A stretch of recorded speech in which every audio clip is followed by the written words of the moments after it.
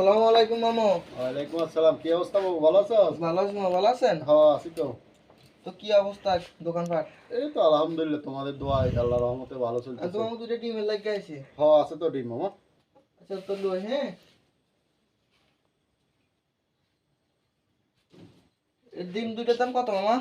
ডিম তো একটার দাম 15 টাকা, দুইটার দাম হয়েছে যে ধরো না, এই মনে করো এই একটা 15 টাকা, এই আর একটা 15 টাকা। তাহলে তুমি আমারে দিবা 1515 টাকা। ও বুঝছি আপনার হিসাব। হ্যাঁ এই লন 20 টাকা, হ্যাঁ এই লন 20 টাকা, হ্যাঁ।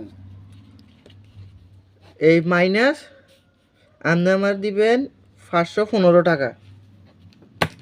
দেন 515 টাকা দেন। হ্যাঁ